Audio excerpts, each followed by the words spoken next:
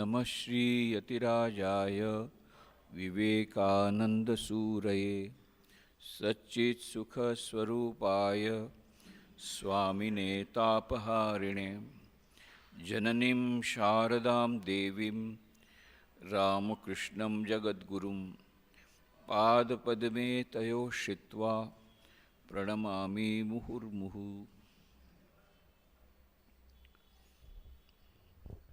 આજે એક મહાન દિવસ છે, સ્વામી વિવેકાનંદની જન્મતિથિ છે.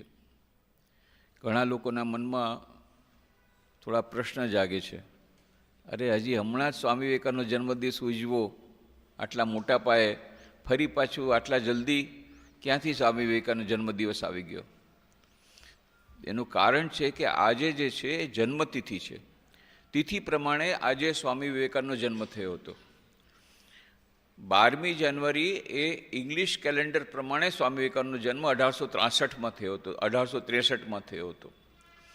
1985 સુધી આવી કોઈ વાત નહોતી. 1985માં ભારત સરકારે નક્કી કર્યું કે દર વર્ષે સ્વામી વિવેકાનંદના જન્મદિન અર્થાત 12મી જાન્યુઆરીને રાષ્ટ્રીય યુવા દિન તરીકે ઉજવવો. એટલે ત્યારથી પછી રાષ્ટ્રીય યુવા દિનની ઉજવણી થવા માંડી મોટા પાયે. એટલે 12મી જાન્યુઆરીના બહુ મોટું ફંક્શન બધી જગ્યાએ થાય છે, ખાસ કરીને રામકૃષ્ણ મઠ મિશનના સેન્ટરમાં, સરકારની ઘણી બધી સંસ્થાઓમાં, નહેરુ યુવા કેન્દ્રોમાં, સ્કૂલ કોલેજોમાં પણ હવે શરૂ થઈ ગયું છે. તો એ 12મી જાન્યુઆરી આપણે પણ અહીંયા એક યુવા સંમેલન હતું, એમાં ઘણા બધા યુવાનો આવ્યા હતા, 550થી લગભગ વધારે, અને બહુ સરસ 8:30થી 1:30 વાગ્યા સુધી એ ચાલ્યું હતું પ્રોગ્રામ. તો એ તો પ્રોગ્રામ આપણે 12મી જાન્યુઆરીએ ઇંગ્લિશ કેલેન્ડર પ્રમાણે ઉજવ્યો. આજે છે જન્મતિથિ, તિથિ પ્રમાણે આજે જન્મદિવસ છે. તો આજે પણ વિશ્વમાં રામકૃષ્ણ મઠ વિશેના જેટલા 283 સેન્ટર છે દેશ વિદેશમાં, એ બધામાં, જેમાં 213 સેન્ટર આપણા ભારત વર્ષમાં છે, એ બધી જગ્યાએ નાના મોટા પાયે આ ઉજવણી થઈ રહી છે. બેલુર મઠમાં તો આપણે સમજી શકીએ કે સૌથી મોટા પાયે તો ત્યાં જ થાય, આપણું હેડક્વાર્ટર છે. અને બેલુર મઠમાં તો આજે હજારો લોકો ત્યાં ઉમટી પડ્યા છે સવારથી જ, અને બધી જગ્યાએ લાઈન છે. દર્શન માટે એક અલગ ક્યુ, પછી બધા મંદિરોમાં ક્યુ, પ્રેસિડેન્ટ મહારાજના પ્રણામ માટે ક્યુ, ત્યાં સુધી કે દાન દેવા માટે પણ ક્યુ. જેને દાનની રસીદ જોતી હોય એને લાઈનમાં ઊભું રહેવું પડે. બાકી આમ તો આવા બોક્સ જ્યાં રાખેલા છે, બોક્સ રાખેલા છે, એમાં ડોનેશન બોક્સ નાખી દે તો એને લાઈન નહીં. એ તો મોટા મોટા બોક્સ પણ ત્યારે વિશેષ રાખે છે. અને સૌથી મોટી લાઈન ખીચડી પ્રસાદની બહુ લાંબી લાઈન, તો એ મેઇન ગેટની બહાર હોઈ જાય. અને હજારો લોકો એ આજે ખીચડીનો પ્રસાદ બપોરે લેશે. અહીં આપણે પણ પ્રસાદ લેશું, બધા સાથે પ્રસાદ લેશું. તો આપણે અહીંયા પણ સવારના મંગલ આરતી કરી, મંગલ આરતી પછી ભજન, સ્તોત્ર, પાઠ બધું થયું, બધા ધ્યાન કર્યું, ભજન થયા, વિશેષ પૂજા થઈ, ષોડશોપચારથી પૂજા થઈ શ્રી રામકૃષ્ણ દેવની. એમના બહુ પ્રિય નરેનનો જન્મદિવસ એટલે આનંદમાં જ હોય રામકૃષ્ણ દેવ આજે, તો એમની વિશેષ પૂજા થઈ. પછી આપણે હમણાં જ હવન સંપન્ન કર્યો. હવે ભોગ અપાઈ રહ્યો છે. ફક્ત થોડાક દિવસો, આપણા આખા વર્ષમાં 5 દિવસ જ એવા છે કે જે આપણે અન્નભોગ આપીએ છીએ. બાકી તો ફળ પ્રસાદ, ફળ અને આપણે મીઠાઈ એટલું જ ધરીએ છીએ. અને કારણ કે અહીંયા શ્રી રામકૃષ્ણ દેવના અસ્થિ છે, પવિત્ર અસ્થિ અહીંયા છે, રેલિક્સ છે, એટલે સવાર સાંજ પાયસ બનાવીને દેવામાં આવે છે. પણ બાકી અન્નભોગ, બધી જાતના અન્નભોગ એ ફક્ત રામકૃષ્ણ દેવની જન્મતિથિ, મા શારદાની જન્મતિથિ, સ્વામી વિવેકાનંદની જન્મતિથિ, ગુરુ પૂર્ણિમા અને દુર્ગા અષ્ટમીના દિવસે એવી રીતે આપણે કરીએ છીએ. તો હવે આના પછી હવે ભોગ થઈ રહ્યો છે, પછી ભોગ આરતી થશે. ભોગ આરતી પછી બધાએ પ્રસાદ લઈને છૂટા પડશું. વળી સાંજના શિવનામ સંકીર્તન થશે. શિવનામ સંકીર્તન શા માટે? સ્વામી વિવેકાનંદના જન્મદિવસે. તો બધાને ખબર છે કેવી રીતે શિવજીની કૃપાથી માતા ભુવનેશ્વરી તેને પુત્રીઓ હતી પણ પુત્ર નહોતો, એટલે એમણે વિશેષ પોતાની સહેલીને કહ્યું કે ત્યાં વારાણસીમાં એ હતા, એને કહ્યું કે તમે વીરેશ્વર શિવ એની વિશેષ પૂજા કરો. વીરેશ્વર શિવ કદાચ કેટલા લોકો જાય છે બનારસ, પણ એ માત્ર વિશ્વનાથના મંદિરમાં જાય છે. એ સૌથી વધારે સુપ્રસિદ્ધ મંદિર છે. વિશ્વનાથ મંદિર એ દ્વાદશ જ્યોતિર્લિંગોમાંનું એક છે, એટલે બધા તો વિશ્વનાથ મંદિરમાં જ જાય છે. પણ વીરેશ્વર શિવના મંદિરમાં હું ગયો હતો, એ પણ ગંગા નદીને કાંઠે છે, પણ ત્યાં વિશેષ કોઈ જતું નથી. પણ આપણા માટે વધારે મહત્ત્વનું, કારણ કે એ વીરેશ્વર શિવ એની પૂજા કરાવી હતી ભુવનેશ્વરી દેવીએ. અને પછી એમને સપનામાં શિવજીએ દર્શન આપ્યા હતા, અને એ શિવજીનો અંશ જ પછી પુત્ર રૂપે આવ્યો ભુવનેશ્વરી દેવીને, એટલે એનું નામ વીરેશ્વર રાખવામાં આવ્યું. કારણ કે વીરેશ્વર શિવજીની કૃપાથી એ પુત્ર પ્રાપ્ત થયો હતો. એટલે વીરેશ્વરમાંથી પછી વિલે થયો, અને વિલેમાંથી બિલે થઈ ગયો, એ નાનકડો બિલે. અને પછી જ્યારે એને સ્કૂલમાં મોકલ્યો ત્યારે એનું નામ નરેન્દ્ર, એ નરેન્દ્રનાથ દત્ત. પછી કેવી રીતે નરેન્દ્રનાથ દત્ત કોલેજમાં ભણે છે, અને કોલેજમાં ભણતી વખતે શ્રી રામકૃષ્ણના સંપર્કમાં આવે છે અને પૂછે છે પ્રશ્ન, શું આપે ઈશ્વરના દર્શન કર્યા છે? અને પહેલી વાર એમને સંતોષપ્રદ ઉત્તર મળ્યો, અને પછી શ્રી રામકૃષ્ણ દેવ પાસે આવવા જવાનું શરૂ કર્યું, અને પછી એમના પટ્ટશિષ્ય બની ગયા. શ્રી રામકૃષ્ણની મહાસમાધિ પછી પરિવ્રાજક રૂપે સમસ્ત ભારતનું પરિભ્રમણ કર્યું. એમાં સૌથી વધારે સમય ગુજરાતમાં ગાળ્યો, એ ગુજરાતનું ગૌરવ છે. ગુજરાતમાં સ્વામી વિવેકાનંદ પુસ્તક છે, એમાં તમને બધી માહિતી મળશે. અને લગભગ 8 મહિના ગુજરાતમાં રોકાઈ ગયા, અને પછી અહીંયાથી મુંબઈ મહાબળેશ્વર થઈ અને કન્યાકુમારી ગયા, અને કન્યાકુમારીના શિલાખંડ બેસીને 3 દિવસ 3 રાત ધ્યાન કર્યું. અને પછી એમણે નિર્ણય કર્યો કે સમુદ્ર પાર જઈ વેદાંતનો પ્રચાર કરશે, અને ત્યાંથી સાયન્સ એન્ડ ટેકનોલોજી લાવી અને આપણા દેશની ગરીબી દૂર કરશે. કેમ? કારણ કે શ્રી રામકૃષ્ણ દેવે કહ્યું હતું, જ્યાં સુધી લોકોની ગરીબી દૂર નહીં થાય, લોકો ઈશ્વર તરફ નહીં વળે, ભૂખ્યા પેટે ધર્મ ન થાય. એ વાત યાદ રાખીને એમણે કહ્યું, પહેલાં આપણે આર્થિક વિકાસ કરવો પડશે, એના માટે સાયન્સ ટેકનોલોજી હું લાવીશ વિદેશથી, એના બદલામાં હું વેદાંતનું અમૃત પીવડાવીશ. આવો નિર્ણય એમણે કર્યો કન્યાકુમારીમાં. અને પછી 31 મે 1893ના રોજ તેઓ અમેરિકા જવા રવાના થયા. શિકાગો વિશ્વ ધર્મ સભાની બાતમી સૌથી પહેલાં એમને ગુજરાતમાં હતા ત્યારે મળી. ગુજરાતમાં જ્યારે જૂનાગઢથી પોરબંદર જતા હતા, રાતના રેલવે સ્ટેશન રોકાઈ ગયા હતા. ટ્રેન ચેન્જ કરવાની હોય, કારણ કે જૂનાગઢના જે નવાબની જે ટ્રેન છે એ જેતલસર સુધી જતી હતી. જેતલસરથી પછી પોરબંદરના મહારાજાની ટ્રેન પકડવાની હતી, એ બીજે દિવસે સવારે હતી. રાતના રોકાઈ ગયા હતા, અને ત્યાં જેતલસરના assistant station master Hargovindas Ajramar Pandya, જેને આપણે મોટાભાઈ તરીકે પણ ઓળખીએ છીએ, જેમણે આ દક્ષિણામૂર્તિ જે સ્કૂલ છે ભાવનગરની પાસે, એમાં બહુ મોટો ભાગ ભજવ્યો હતો, નાના ભાઈ અને મોટા ભાઈ બંને મળીને. એ હરગોવિંદાસ અજરામર પંડ્યાએ સૌથી પહેલાં સ્વામી વિવેકાનંદને આ શિકાગો ધર્મસભા વિશેની બાતમી આપી.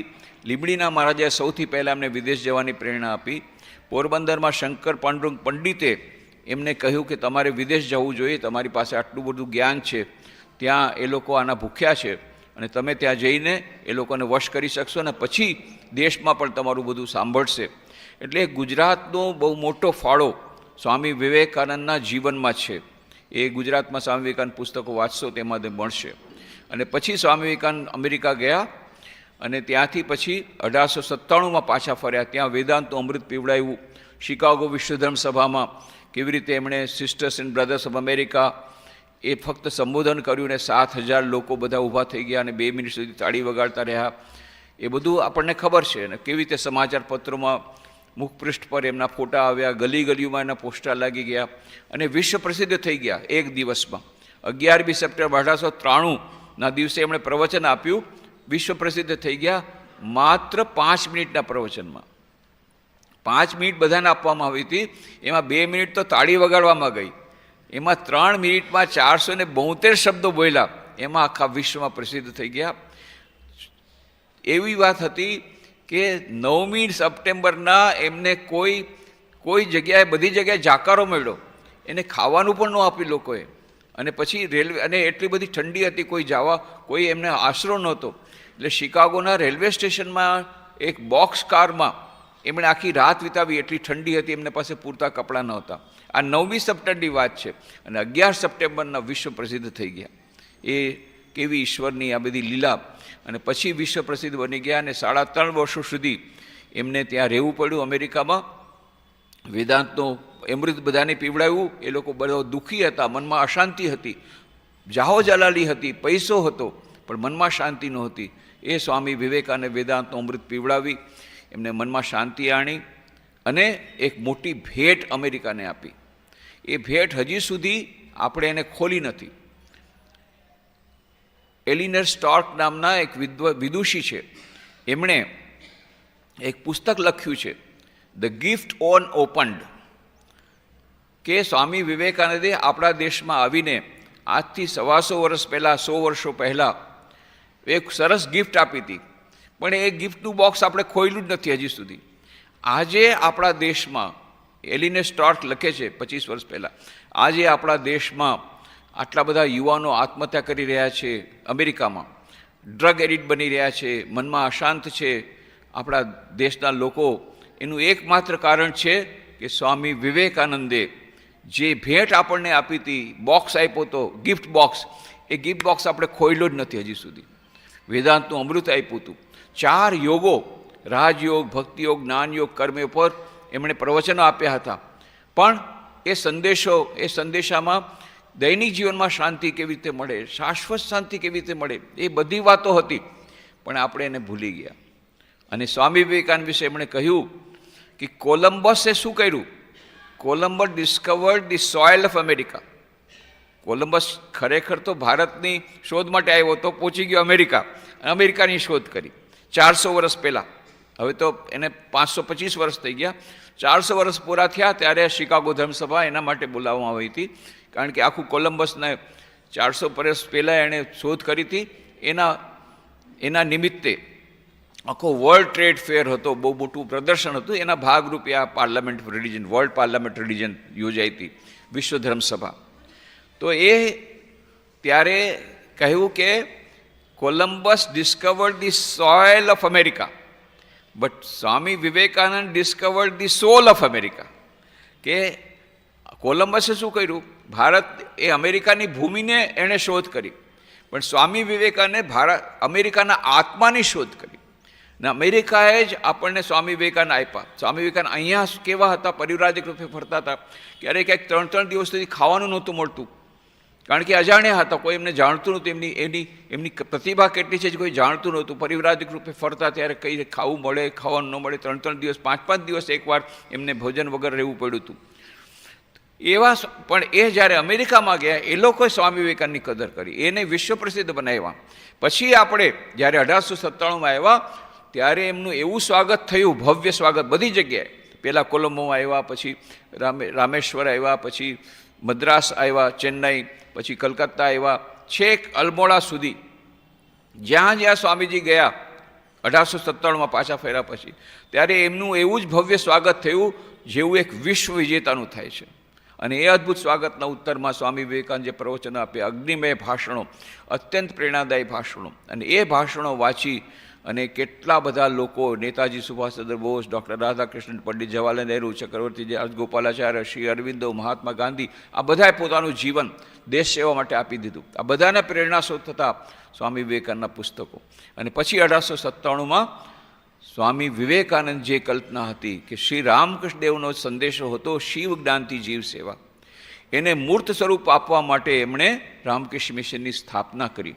આત્મનો મોક્ષાર્થમ જગત હિતાય છે આહ્વાન કર્યું સંન્યાસીઓને, બધા યુવકોને, કે તમે પોતાનું જીવન આપી દો, સમર્પિત કરી દો, બલિદાન આપી દો. આત્મનો મોક્ષાર્થમ જગત હિતાય છે. ફક્ત પોતાનું કલ્યાણ નહીં, ફક્ત પોતાનો ઈશ્વર પ્રાપ્તિ નહીં, પણ સાથે સાથે જગતની પણ સેવા કરીને ઈશ્વર પ્રાપ્તિ કરો, આવું આહ્વાન આપ્યું. અને પછી એ રામકૃષ્ણ મિશનની સ્થાપના થઈ. એમણે આહ્વાન આપ્યું કે અત્યાર સુધી તમે મંત્રો સાંભળ્યા હતા, માતૃદેવો ભવ, પિતૃદેવો ભવ, આચાર્ય દેવો ભવ, અતિથિ દેવો ભવ. હું તમને નવા મંત્રો આપું છું જે આજના યુગ માટે વધારે મહત્ત્વના છે. એ શું છે? દરિદ્ર દેવો ભવ, રોગી દેવો ભવ, રોગીનારાયણની સેવા કરો, દરિદ્રનારાયણની સેવા કરો. એટલે જ આજે રામકૃષ્ણ મઠ મિશનના આ બધા સેન્ટરમાં તમને કાંઈ ને કંઈ સેવા પ્રવૃત્તિ જોવા મળશે. આપણે જે આખા રામકૃષ્ણ મિશનમાં પાછલા વર્ષે 1200 કરોડ રૂપિયાનું સેવાનું કામ થયું. પાછલા વર્ષે 1200 કરોડ રૂપિયાનું સેવાનું કામ થયું. 14 ઇન્ડોર હોસ્પિટલ અને 90 આઉટડોર ડિસ્પેન્સરી, 60 મોબાઈલ ડિસ્પેન્સરી, આ બધું મળીને લગભગ 1 કરોડ દર્દીનારાયણની સેવા કરવામાં આવી. એવી રીતે શૈક્ષણિક કાર્ય પણ હજારો શૈક્ષણિક સંસ્થાઓ દ્વારા લાખો વિદ્યાર્થીઓને શિક્ષણ દેવામાં આવ્યું. ફોર્મલ સાથે સાથે ઇનફોર્મલ વેલ્યુ એજ્યુકેશન, આ બધું આખા દેશમાં ચાલી રહ્યું છે, વિદેશમાં પણ ચાલી રહ્યું છે. આપણે રાજકોટમાં પણ આપણું મેડિકલ સેન્ટર બહુ પ્રખ્યાત થઈ ગયું. આંખની હોસ્પિટલમાં રોજ 25-30 ઓપરેશન થાય છે. ફિઝિયોથેરાપીમાં પણ વેઇટિંગ લિસ્ટ છે. સેરિબ્રલ પાલ્સી તો આખા દેશમાં વખણાય છે. સેરિબ્રલ પાલ્સી પછી એજ્યુકેશનલ ઇન્સ્ટિટ્યૂટ આપણી છે, એમાં મૂલ્યનિષ્ઠ શિક્ષણ માટે રોજ કેટલા બધા વિદ્યાર્થીઓ આવે છે. વિદ્યાર્થીઓ, વાલીઓ, શિક્ષકો માટેના કાર્યક્રમો થાય છે. અહીંયા આપણે સરસ પ્રકાશન વિભાગથી 300થી વધારે પુસ્તકો બહાર પડ્યા છે. દર વર્ષે રામકૃષ્ણ જ્યોત ગુજરાતી માસિક બહાર પડે છે. ધ્યાન કક્ષ બનાવ્યો છે આપણે, સ્વામી ભૂતેશાનંદ ધ્યાન કક્ષ. એમાં ઘણા લોકો આવે છે. આખો દિવસ હોલ ભરતી પૂરો હોય છે. અહીંયા કેટલાય લોકો, ઘણા સંન્યાસીઓ મને કહ્યું કે અમે તો આખા દેશમાં ફર્યા છે, પણ રાજકોટ જેવું સેન્ટર ક્યાંય નથી કે આખો દિવસ જ્યારે આવીએ તો મંદિરમાં કમસે કમ 20-25 લોકો ધ્યાન કરતા જ હોય. આવું ક્યાંય નથી કે સાંજના આવે એ પણ થોડાક 20-25 જણા, 15-20 જણા હોય. એક બેંગ્લોર, બેલુમઠ, આ બે સિવાય બાકી સંધ્યા આરતીમાં આટલા બધા લોકો નથી આવતા જેટલા આપણે ત્યાં આવે છે. તો એ રાજકોટનું આ મંદિરનું અટ્રેક્શન છે બધાને. અહીંયા શ્રી રામકૃષ્ણદેવ સાક્ષાત હાજર છે. આટલી બધી સેવા પ્રવૃત્તિ થાય છે. એનું કારણ શું કે સ્વામી વિવેકાનંદે આ સેવા યજ્ઞ કરવા માટે, સેવા માટે આહ્વાન કર્યું હતું બધા યુવકોને. ત્યારથી બધા આ રામકૃષ્ણ મિશનના એટલા માટે આજે પણ આવી રહ્યા છે. નવા બ્રહ્મચારી આવી રહ્યા છે, સંન્યાસી બની રહ્યા છે. એ સ્વામી વિવેકાનંદે 1897માં જે કરેલું એક મહાન સેવા યજ્ઞ એ ચાલી રહ્યું છે. તો સ્વામી વિવેકાનંદનું જે પ્રદાન છે એ તો અમૂલ્ય પ્રદાન છે. અને એ તો યુગનાયક હતા, યુગાચાર્ય હતા. શ્રી રામકૃષ્ણદેવ અવતાર વરિષ્ઠ, જે રામ હતા, જે કૃષ્ણ હતા, એ આ વખતે રામકૃષ્ણ રૂપે આવ્યા. અને એમના કાર્યને સહાયરૂપ થવા માટે શિવજીના અંશ રૂપે સ્વામી વિવેકાનંદ પોતે આ પૃથ્વીલોક પર પધાર્યા.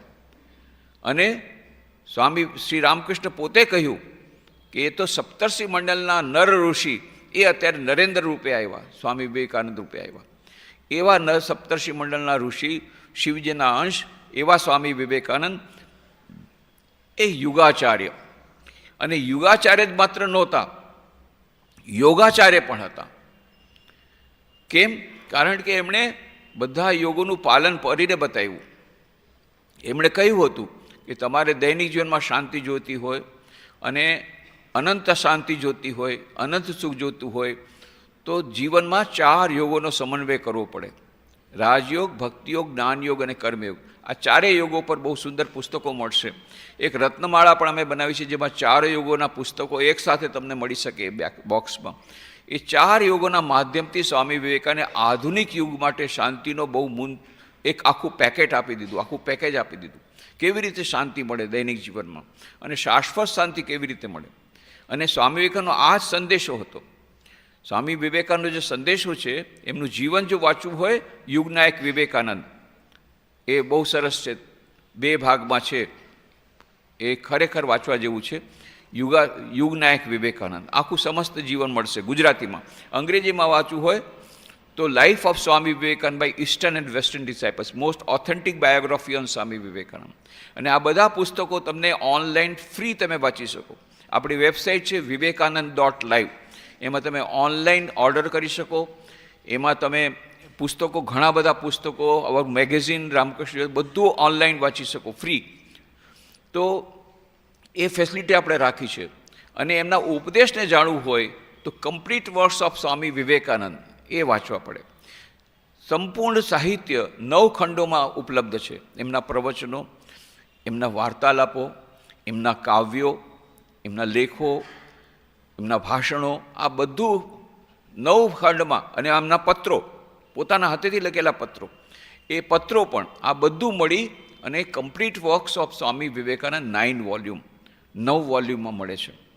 એ 9 વોલ્યુમમાં એમનું એટલું બધું ભાથું છે, એ ધીરે ધીરે વાંચી શકાય છે. ઓનલાઈન ઉપલબ્ધ છે, તમે ફ્રીમાં વાંચી શકો અથવા અહીંથી ખરીદી શકો વિવેકાનંદ બુક વર્લ્ડમાંથી. vivekan.live માં ઓર્ડર આપી શકો.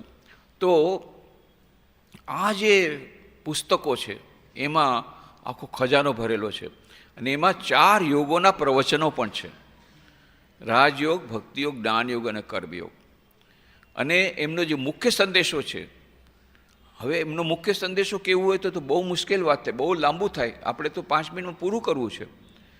પણ સૌભાગ્યથી સ્વામી વિવેકાનંદે પોતે પોતાના સંદેશાનું સાર આપી દીધો.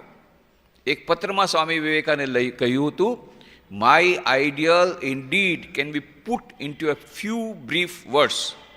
મારો સમસ્ત સંદેશો માત્ર થોડા શબ્દોમાં કહી શકાય. સ્વામી વિવેકાનંદ પોતે કહે છે, એટલે બસ બહુ સરસ, આપણને મજા આવી ગઈ. થોડાક શબ્દોમાં એનો આખો સંદેશો આપણને મળી ગયો. શું? To preach unto mankind their divinity within and how to make it manifest in every movement of their life. કે માનવ જાતને દિવ્યતાનું પ્રગટીકરણ કેવી રીતે કરવું એ બતાવવું. કેવી રીતે? દૈનિક જીવનના વ્યવહારમાં, હિમાલયમાં જઈને નહીં, ગુફામાં જઈને નહીં, દૈનિક જીવનના કામ કરતાં કરતાં કેવી રીતે દિવ્યતાનું પ્રકટીકરણ થાય એ બતાવવું, એ મારા જીવનનો આખો સંદેશ એમાં આવી ગયો. To preach unto mankind their divinity within and how to make it manifest in every movement of their life. જીવનના પ્રત્યેક ક્ષણમાં કેવી રીતે આપણે આ દિવ્યતાને પ્રકટ કરી શકીએ એ બતાવવું, એ જ મારા જીવનનો સંદેશ છે, અને એ જ મારા જીવનનું ધ્યેય છે, અને એ જ અંતિમ ધ્યેય હતું એમનું.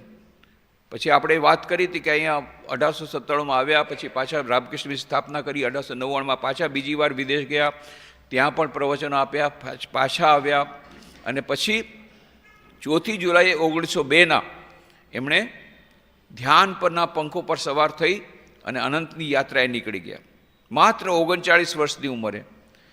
તો 2 દિવસ પહેલાં એમણે કહ્યું હતું કે હું જ્યારે શરીર છોડી દઉં ત્યારે ગંગા નદીને કાંઠે બતાવ્યું એક જગ્યા, અહીંયા અગ્નિ સંસ્કાર કરજો.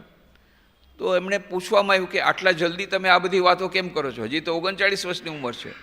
ત્યારે એમણે કહ્યું, I have done enough four next 1500 years. કે હું એમનેમ નથી જઈ રહ્યો, 1500 વર્ષનું ભાથું આપીને જાઉં છું, 1500 વર્ષનું કામ કરીને જાઉં છું. 39 વર્ષમાં કે આટલી નાની ઉંમરમાં 1500 વર્ષનું કામ કરીને જાઉં છું. હજી મારો સંદેશો તમને એને કાર્યમાં પરિણિત કરવા માટે 1500 વર્ષ લાગશે. આ સ્વામી વિવેકાનંદ પોતે કહીને ગયા.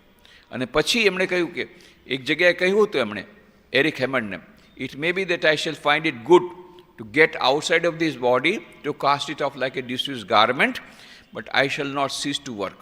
આઈ shall inspire men everywhere until the world shall know that is one with God.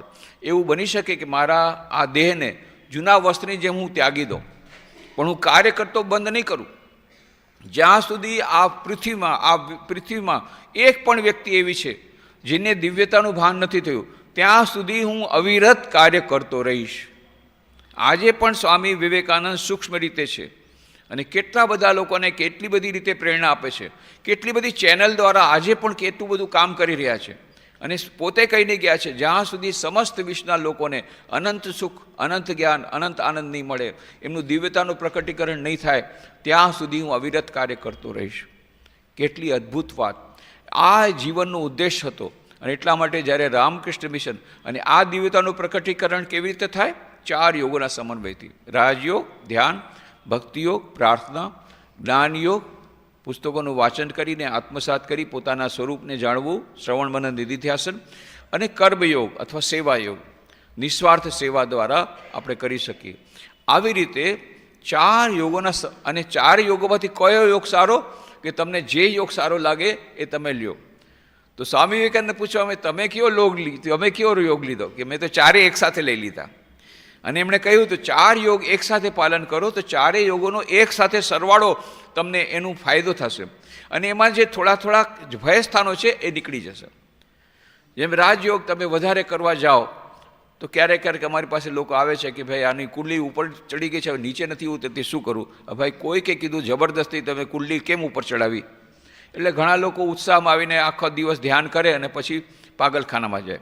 તો એમાં શું કરવું? સવાર સાંજ તમે ધ્યાન કરો, આખો દિવસ સેવા કરો, એમાં સેવાયોગ કર્મયોગ મેળવી દો તો એ પણ થઈ જાય.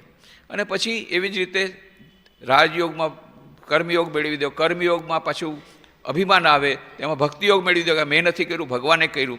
ભક્તિયોગ પાછો બહુ એ થઈ જાય, ભાવનામાં બહી જાઓ, એટલે એમાં જ્ઞાનયોગ ઢોળી દો. જ્ઞાનયોગ એકલું હોય તો શુષ્ક થઈ જાય. આ ચારેય યોગોનો સમન્વય કરવાથી આપણા દૈનિક જીવનમાં શાંતિ મળશે અને શાશ્વત સુખ અને શાશ્વત શાંતિ મળશે. તો આજે સ્વામી વિવેકાનંદના જન્મતિથિએ એમના ચરણોમાં પ્રણામ કરી પ્રાર્થના કરીએ કે એમના આશીર્વાદ આપણા ઉપર ઉતરે અને એમના ઉપદેશ પ્રમાણે ચાલીને આપણે આપણું જીવન, માનવ જીવન ધન્ય કરી શકીએ. ઓમ શાંતિ શાંતિ શાંતિ. હરિ ઓમ તત્સત.